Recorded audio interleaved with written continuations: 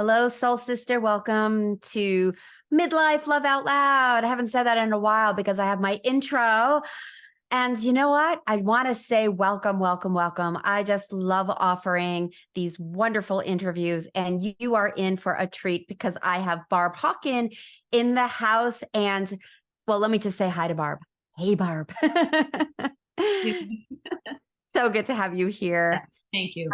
We're going to be talking about a big topic that really is challenging to many women in the second half of life is our bodies, how to regulate our body fat and feeling good in our bodies.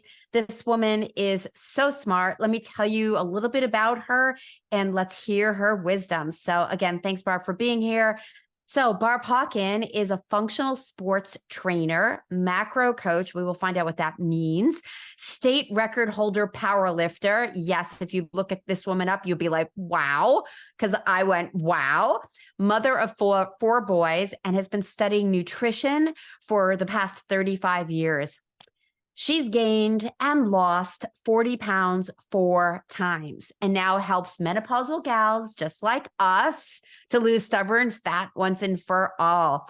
So yeah, let's just dive in. And I just want to just say right off the bat that I've been in this size body for about 20 years. I was up and down 40, 50 pounds multiple times. I'm really grateful to be in this size body.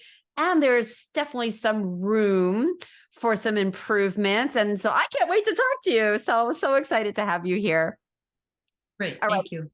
Macro coach. Let's just start there because I don't even know what that means. What's a macro coach? Well, it is a new term, right? Versus just, nutrition or dietitian. So a macro coach, because for some reason in today's people are confused on what to eat. And basically it's your carbs, your fats, and your proteins and how they relate to the energy in your body. So a macro coach will say, okay, hey, tell me your goals. Let me talk about your energy, your sleep, that sort of thing, and really educates. I only work with menopausal gals, so I'll work with her and help educate her on how to fuel her body for her goals based on macros. Okay. So let's say someone is carnivore, so they're not going to have any carbs in their diet at all. And so, okay, well then there's only 3 macros. So they're going to get their energy from fats because you can only get your energy from either carbs or fats. So if you are on carnivore or keto, when your carbs are very low, then you would need to really increase your fat macro to give you the needed energy that you need. So that's just a macro coach, how you can manipulate them around to achieve certain body status, body composition, versus just eating whatever you want to. Within your calories, it gets a little challenging, especially with menopause gals, because you'll find as you get, I am postmenopausal, I'm 56, you just can't eat whatever you want to anymore. It just doesn't work like that, even within your caloric limit. Wow. Okay. There was a lot there and so much to riff on already. I'm so excited. Okay. So I love that the diet and our energy is very specific for that person, how they're eating and where they're getting their energy from. So I hear that you're honing in on that. It's so important. And I also picked up on what you said about we are not the same. We are not in the same bodies. We're not functioning the same way. We can't do what we used to do. And that is so true. Like, oh, I used to just change my diet and drop the weight or eat this way and stay the same. So you mentioned calories. So you're saying that if we're watching calories, that's not good enough. It depends on how you mix these things up. Is that what you were kind of talking about? So to get your ultimate body composition, yes, when I'm with a client, normally, I mean, what I just said was kind of a high level of education. Most girls, their heads would start spinning because number one, even counting macros or even calories, I remember back in Weight Watchers when I was 20, we had little half, the little half cups and quarter cups. Today, you have the scales. It's a little bit, it can be more daunting, especially for women our age, because we're not, most of us, very tech savvy with all these gadgets. And so what I like to do is say, okay, here are your calories for your goal, whether you want to gain lean muscle mass or lose fat. Those calories ultimately are going to be a little different. Plus, your protein needs to be really high. That is the number one macro that I have all my clients, and really the only one, have them track in the beginning, especially because that's really all you need. If you are hitting your 1.2 or 1.3 grams of protein per pound of body weight because you want to gain lean muscle under your calories, then the carbs and fats will get filled in and you're going to be okay. Because protein is so vital, especially at our age, because we lose muscle, okay, in menopause, midlife, postmenopausal so easily. Yeah, absolutely. And so my next question is all protein the same? Because there are some people that are eating meat let me just even be more specific here. Some people may not be eating red meat, but they're eating chicken and they're eating fish and turkey. Some people these days are vegetarian. Some people are just pescatarians. Some people are just plant-based vegans. So talk protein. How does a menopausal woman meet those protein needs with all these different diets? Can you do it? Yeah. So I have a list of 15 foods that I personally follow. It's like a modified paleo type of diet, and it means I eat all clean food. So as far as meats are concerned, we do know that red meat has 100% micronutrients, whereas chicken, fish, turkey do not. So the quality of your food is so key. You also remember that all nitrate-filled meats, processed meats, are the number one cancer causer. So, what I suggest to my clients is really eat the freshest, most natural food that you can afford, that you can find, definitely, and cook it very, very simply, because you don't want to eat processed foods. No bacon, sausage, ham, deli meat, because it's the number one cancer causing of all foods. So then you think, okay, what kind of meat can I eat? You can eat a lot of meat.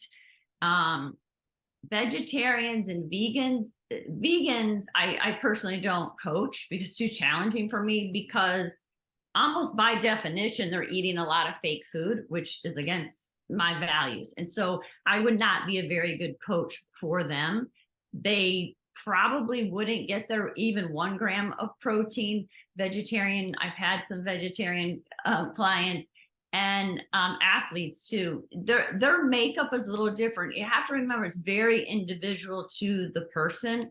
But I've had a client, she really did really well being a vegetarian. She did eat some fish. She wasn't pure pescatarian. She said, I'm a vegetarian, Barb, but she did eat fish from time to time, and she did really well. So it's challenging, but you have to remember that nutrition is extremely individual to you and to me. Like, I'm hypothyroid, so there's certain foods that I should not eat at all, right? My son has Crohn's disease, certain foods he can't eat, and the makeup of every individual person. And as you go through menopause, also the decrease in estrogen, progesterone, the testosterone, that's going to affect your whole body.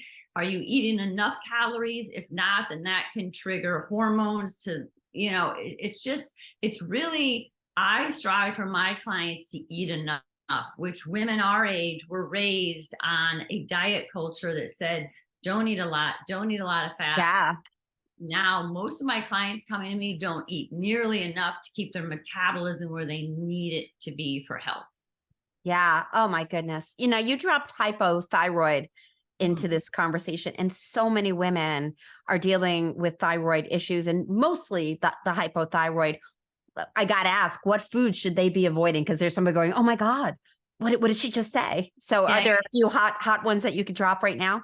Well, I think they probably know, their doctor probably told them that gluten could potentially be an issue for sure with hypothyroidism. That is the main thing, because it is an autoimmune disorder. It hits in the gut. So it can make you really, really tired. And so that is kind of the main thing. But a lot of gals can't eat dairy either. Again, it's kind of very individual, but a lot of my clients actually have Hashimoto's also, which is kind of even more of a step. And they have to really eat simple food. So obviously fried food, spicy, a lot of alcohol is not good, you know, for those gals. I always feel like I mean, it's not a mystery. You can figure it out. There are people like you that could say, do this, don't do this. And there's just so many nuances when it comes to our body. Like you just said, the Hashimoto's versus the hypothyroidism, some of the other autoimmune disease. Is it important to do a lot of blood work and testing for you to be able to go, this is what you need to avoid? Or is it more of the person comes to you and says, I like eating meat, I want to drop 20 pounds. I've been working out. It ain't working. What do I do? Like, how does one start with you? I encourage, of course, because all my clients really are in their 50s, 60s, some in their 40s, but I encourage them to get blood tests. I'm a real advocate for them because a lot of doctors I found, I have a really great doctor at several of them, but a lot of doctors are very old fashioned and they will tell women our age, oh, you don't need that. You're fine. You feel good. Everything is, or they'll say, oh, it's expensive. And so I just talked about this today on Instagram. The doctors work for you. Okay. It's not the other way around. I have a couple kids with, diseases. I have one with a genetic disorder. And I was told when I was young, you are going to be his best advocate. So I learned to do that at Harvard Medical School and Boston Children's Hospital. And now I had to do it with my own self when I was going through menopause and confused, right, about everything. And now with my clients, because I have clients in Canada, especially, and the doctors just, oh, you don't need it, So I like blood tests. I'd like to know what I'm doing, right? What's happening. Just like they say, oh, even at 39, get your first mammogram, because then you have a baseline. Why not have a baseline? So it's a complete blood panel and complete hormone panel. Those are, they're called complete, and you want to get it and you want to be kind of aggressive about it, just so you know. And you could even say, hey, I just want to know, right? I just want to know. Maybe I'm not in menopause. Maybe I am. Let's just see how everything is going. And if you are on bioidenticals, then of course you would be getting them probably twice a year anyway. What do you think about bioidenticals? I have spent 3 years researching because my personal doctor sat me down when I was 51. Okay, Barb, you're in menopause. Come into my office. We're going to have a little hormone chat for 45 minutes. I thought, I guess this happens, and we're very friendly. My doctor, I've had him for a long time, and I thought this was common. And I said, I'm just really confused. So I did a lot of research. The bottom line is, yes, I am on bioidenticals. I have the dementia gene. So of course I'm on Alzheimer's. I have one gene. So of course I'm on bioidenticals. But he just explained to me how a lot of cancers are raised when our estrogen and progesterone are at rock bottom. Then we, cardiovascular disease, dementia, osteoporosis, diabetes, all those diseases increase the risk. Why do I want to do that? Versus, since I have the dementia gene and it is correlated, you need brain function for it. So those sex hormones are very, very important. Plus, they all regulate all the other hormones, cortisol, thyroid, vitamin D, insulin. And so it's really important. So for me, yes, there's a lot of women still scared because the awful Premarin, which was terrible. It's just the biggest medical mishap in history. And this is not the case. So again, you need to do a lot of research. I tell people on your own, don't take my word for it. Please research. 100%. Ask a lot of questions. I go to a functional doctor, also NYGYN. It's hard. It's hard finding the doctors because now I find a lot of chiropractic, for some reason, doctors want in on it. And so they have memberships and spas for bioidenticals, which is a little weird. And I try to tell clients, kind of don't go there. If you can, go to at least a functional doctor who deals with that. A GYN is best. That's what they've been doing. But a lot of GYNs stick straight to the estrogen, progesterone. They don't want to give you a lot of testosterone. They don't even talk about your lifestyle. They don't talk about sex. Whereas a functional or integrative doctor will, because it's all about lifestyle. Your doctor should ask you, how's your lifestyle? How's your libido? And usually you're sitting there like, what libido? You're right. Hello, are you there? Are you awake? Yeah, there isn't one. And so a little testosterone, whether the cream or the injection, whatever you guys decide doing, then you do. And yeah, you have to get tested because you don't know how the bioidenticals are going to affect your body. So sometimes you get tested every few months initially because you have to get it right, because it's all independent and individual for you. It's not like, Yeah. okay, yeah. No, that's great. Thank you. Thank you for sharing that. I do you ever listen to the Huberman podcast at all? Yeah. Yeah, I just find him Yeah. so brilliant, and he brings on amazing guests. And he brought on somebody, I don't remember who, but it was somebody really, really smart. And he was saying it's been such an injustice to women what happens with hormones and the oh my gosh, don't do it, it's so risky, and the upside of the bioidenticals. So I'm on my journey of doing my research, talking to my functional doctor, because there's such an upside, and I'm not going to jump right into it, just like you said. And I think it's so important that we are our own advocates, that we are doing the research, and we have a good posse of practitioners that are really listening to us and not just doing what my gynecologist says, which is, oh, we could just do a low level of estrogen, which is like the standard answer. And I'm like, yeah, it's time to get a new doctor. So, I mean, it's good. It's good. It's all about really saying, hey, we want something different for our life, and not being so complacent with where we're at and just going, well, this is as good as it's going to get. And menopause is menopause. And oh, well. So what do you do with somebody who is kind of like, I'm complacent. It is what it is. And I can't really change, and I'm just going to give up. What do you say to someone like that? Yeah, it's funny how, because I just started my business 3 years ago. And when I was 49, I had this wonderful medical esthetician, and she's doing my face. And she said, and she was 50. She goes, yeah, Barb, I'm just going to slow fade it out from now on. And I go, well, what does that even mean? She goes, just ride out in the sunset. She's never married, no kids, which she was the best medical esthetician because it's all about skin. But I was like, I can't believe she just said this, right? You have 30 years of vibrancy to live, and you could do whatever you want. And it really made me think, it's like, oh, wow. Plus, when I did go into menopause, there were no resources in my mind available for women as far as working out, nutrition. I've worked out since I was 16. So that's why I started my business. And so the complacency, however, even though I was on bioidenticals, found its way into my life, which was amazing because I was a homeschool mom. Okay. So I get up every day and I've got a full agenda, and I had trouble getting out of the bed and I had my business for about 8 months. Didn't say anything to my husband, didn't say a word to my kids. I just was like, wow, this is weird. And with my lifestyle, I could have stayed in bed or did whatever I want to, right? Stay a home mom. But I thought if I did not have my business, I probably would have. But what if I wasn't on bioidenticals? And I don't utter depression ever. It's just, okay. Because, people our age, we weren't allowed, I think, as children to talk about things like, it's like, get over it, gird up your loins and let's go. Right. And so I thought, wow, this is really wild. And I bet it is menopause. That's what I knew it was. And one day it just kind of, went away, and it was very interesting. And then I went on a group on Facebook for a little while, and I saw a lot of women talking about that. And so it's one of those things, kind of like working out.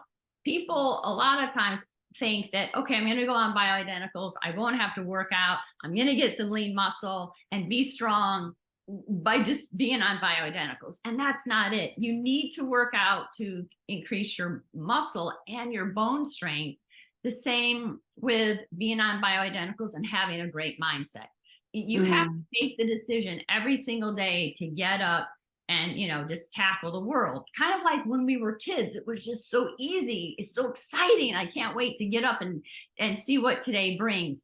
Menopause, I think, is great. It's a great time. You have more money, definitely more time, more choices. Because for most people, your kids are gone. I mean, I have 2 that still live at home, but that's how we raise them too. We like it, like being together. But most of my clients, they either have high schoolers or college kids, or they're empty nesters. Yeah. So not like we have toddlers. Okay. Stress. Oh, no sleep. I mean, that was just like, wow, we survived on 5 hours of sleep.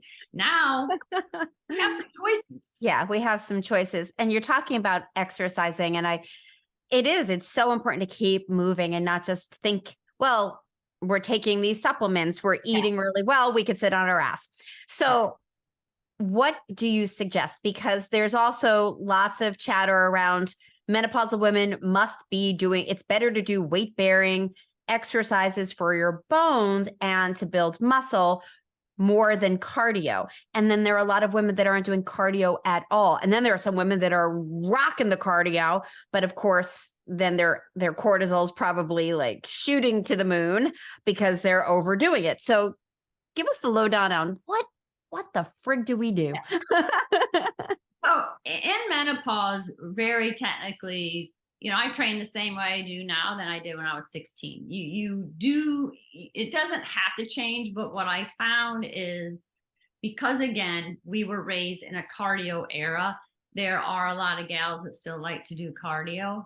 Nothing wrong with it. It's just, you definitely do need to strength train. You prioritize that. So that's what I tell my clients: prioritize the strength train. If you want to do cardio later at another time, it's okay, but just do zone 2 cardio. Huberman and Attia, Dr. Peter Attia, who we were talking about earlier, talk about that a lot, especially Dr. Peter Attia, all about the zone 2 cardio is basically you can talk like we're doing now. Let's say I was on a treadmill, but you can't sing. And it's the fat burning stage. And that is a longevity stage. I'm a big longevity guru. And just, that's the whole gig here, right? To live out into our last decade. And so weight bearing exercise, strength training. Okay. Definitely I cannot over emphasize that enough. Now, when you are strength training, that is a form of cardio. Because remember, I just said zone 2, it's just fat burning. It's kind of like the granny walking on the treadmill. It's like, wow, is it even do anything? Yes, it's the fat burning stage, right? But when you're working out, even if it's machines or dumbbells, your heart is still pumping enough that you technically are burning calories. You're just, lifting and getting strong bones. You have to get the strong bones and muscles. The thing with doing too much cardio is your body wants to keep you alive. Okay. You need oxygen. Muscle requires oxygen too. So let's say you're running around huffing and puffing. Your body's going to say, wow, this girl feels like she's going to kill over. Let's unload some of that muscle so she can breathe better. So that's why you notice people who go to those high intensity classes, I am culprit, I used to do that, their bodies shrink.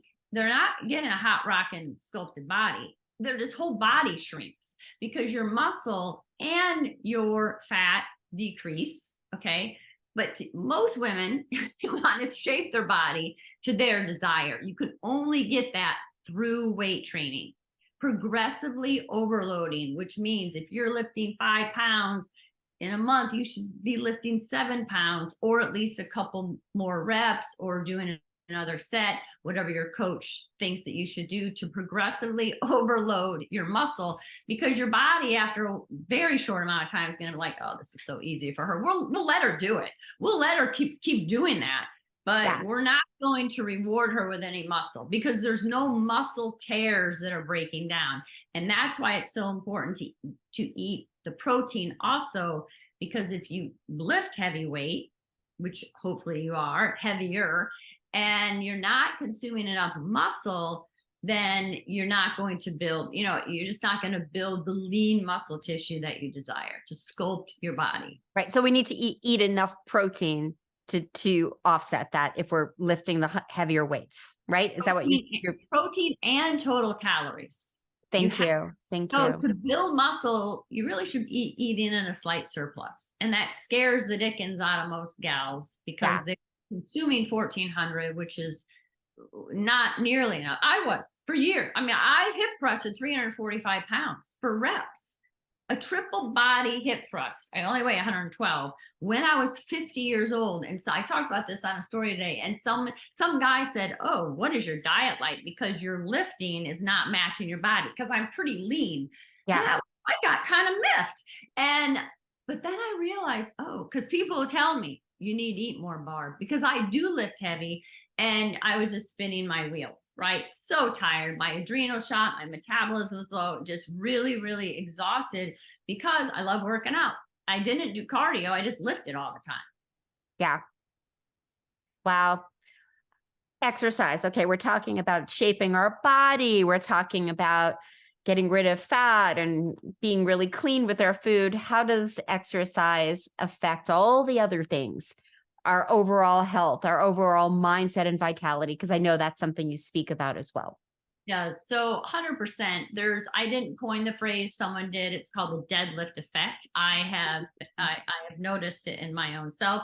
I am a homeschool mama, pretty quiet, was very introverted, but by working out, I changed my body, sculpted it, total body composition. I only had to lose about 5 pounds. The 40 pounds over the course of 4 times, that was when I was pregnant. I would, but I have always weighed around 109 since high school. And so, but when I was homeschooling, I took 8 years off from lifting, and I played tennis, did cardio, different things like that. But I was skinny fat. So at 47, I said, well, I'm joining the gym. I made an announcement to my family. I have 4 sons, and I'm going to the gym. And I went hardcore. And it's something, it took me a while because I didn't eat enough. So it took me about 1.5 years to sculpt it to my desired goal. And I've kept it that way ever since, even post-menopausal. And I can change my body. If I want to grow my glutes a little bit, I can, even post-menopausal, because I eat enough and I train heavy, right? So most gals, I hate to say it, they just don't eat enough really Wow. to gain. And that's what's happening. I mean, so many people are skipping meals. And I have a friend that just lost a bunch of weight, working with a nutritionist, working with whatever supplements and eating a lot of protein. And she did lose a lot of weight. And then she said to me just the other day, I've discovered that I just need to eat 2 meals a day because that's how I'm keeping my weight off. And then she could eat more. What do you think about that? If you're hitting the mark of the proteins and, the macro levels that you're talking about, but not throughout the day, there's always that, well, you need to keep that, the fire going, little meals are better than 1 or 2. What's your take on that? Again, it's pretty individual. We know for longevity that our body needs to have a fasted state. So, for me personally, I have to eat. I'm hypothyroid, so I have to eat every few hours. I'll just die, right? I'm just so starving. And so for a fasted state, for someone like me, it would be, again, for longevity, don't eat 3 hours before you go to bed, because your brain wakes up at night and it's repairing your body from your heavy workouts. You need to sleep to repair your body. And so if I don't eat 3 hours before I go to bed, kind of like when the sun goes down, again, it's around the circadian rhythm. Then when the sun comes up in the morning, eat within an hour or 2. That's a 14-hour fast that counts for longevity. Bingo, I'm golden. But for athletes, okay, if you really want to build muscle and continue, which my trainer said I need to hang on to it like precious gold. That's how quickly we can lose it at our age. Then you have to be consuming protein every few hours. I'm not saying someone can't. You'll have to talk to her in a year, right? I mean, because Of course. that would be the thing. Did her body change? Did she lose some muscle because she wasn't, consuming enough? Is she now eating in such a calorie deficit, okay, that now she's going to lose, if she doesn't eat her protein, she will lose some muscle. Thank you. For me, it's just like, it's just too hard to get it on, to put it on. It's very challenging. But a lot of people like the fasting, and all like Oprah's blue zones. I've been studying for a decade, longer than that. They all have a fasted day. Even our cousins in Italy. I learned so much from my Italian housewife cousins in Southern Italy, because I don't know how they do it. They practically starve in the morning until 2 o'clock when they eat a ginormous lunch, right? And they're kind of a soft culture. They're not hefty. So it's like, okay, it just depends. It depends on where you live in the world, because that really shapes a lot. But people in America, we do have kind of some of the worst food on the planet. a lot of processed foods, packaged foods. So if she wants to eat just 2 meals a day, to, we'll just see. Thank you for that. My gosh, you just laid down so many golden nuggets. I know you have a special gift for this woman. Would you like to share about it? So I have a 5-day gut reset, which is tremendous because we travel 14 weeks a year all over the world, have for 25 years, all the 50 states. So that means eating out at a lot of restaurants. And so my biggest hate right now is seed oils, which are in all restaurants pretty much. And what happens is when they cook your food, they put the seed oils, hydrogenated vegetable oil, on their utensils, on their grill, when they're going to, cook something, in the bowl that they store the rice, because they cook the rice in the morning. And so what happens is we end up consuming those, even though we say, hey, no seed oils, it's butter or something like that. We can't help it. And we end up with gut inflammation. I am a firm believer that a lot of menopause women, it's not so much fat around your belly. I mean, it is, because it redistributes itself to our belly. But so much, especially if you eat out or consume any kind of packaged or processed foods, preservatives, that is gut inflammation. So my 5-day free gut reset takes you through that: how to eat out, how to travel, how to really de-bloat yourself. I do it every time when I travel, because by definition, I travel somewhere once a month at least. And I come back, even though I'm so diligent, those seed oils get in and I have a little bit of inflammation. So I have to then, go back to it. Beautiful. So good. Oh my God, so good. All right. Any last words for a woman who's listening going, wow, this is a lot. Where do I start? Some hope here, because I'm hearing so many amazing things, and there might be that where do you start? Exactly. Where do you start? I know it is a lot, and most gals, and me included, we don't like the belly fat. So I would start there, because it really gets into our mind, like, why is it here? I'm eating the same, I'm exercising the same, but this belly fat just kind of keeps coming. It's just so annoying, and it just doesn't make us feel really well. But you can get it down with proper nutrition and exercise. I wouldn't do more cardio, because that's not going to do it, but weight training does. But that is the biggest thing. And so I encourage gals to seek help. I mean, I'm always available on Instagram, and a lot of people that really do know what they're doing. I would only get a coach that is menopause. There are a lot of gals in this space that are much younger than us, that are 30s. Of course, we're the ones with all the money. I would do it too if I was like 30, right? Because they're trying to do a business. But to talk about something that you have no clue, except maybe a textbook, I'm not into. For this child psychiatry, it's a little different. You can read a book and help someone's child out. This, because there's no research, because society, doctors, all the money for any kind of test is not for us middle-aged women. My husband can go and get any test he wants, and we know a lot of information for a middle-aged and aging man, but not for women. And so I prefer this, for me, to work with other gals that at least are going through it, have been it, maybe have had kids. Beautiful. It really is kind of important in this stage in life. Thank you. Thank you.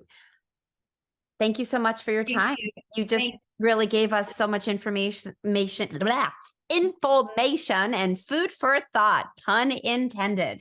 Yeah. Thank you. All right, soul sister, that's our episode. I hope you took notes. I hope you feel inspired and maybe take that first step. Think about who's in your court when it comes to your doctors, and hiring someone like Barb to support you with fine-tuning the food, the protein, the fats, how do you transform your body? Well, I have more hope. Thank you so much for your time. And that's it for our show. And one more thing before you go. Have you taken my Discover Your Love Avatar quiz? It's a 2-minute quiz that can help you not only know your strengths, your superpower, because you have one, Also, identify some of your blind spots, some of the things that might be having you in your fear, having you behaving in ways that aren't in alignment with your highest self, the way you want to be when it comes to dating and relationships. And it'll also help you discover why maybe the stars haven't lined up for you yet. Bottom line is, you take this 2-minute quiz, you get a full report in your email with details on how to move forward in next level love, whether you want a partner or not. So you can go to midlifeloveoutloud.com/love quiz. The link is in the show notes as well. And if you haven't liked and subscribed to the station, I'm going to encourage you to do that too, so you don't miss any episodes. And I hope you got a ton out of today's. See you next week. Mwah.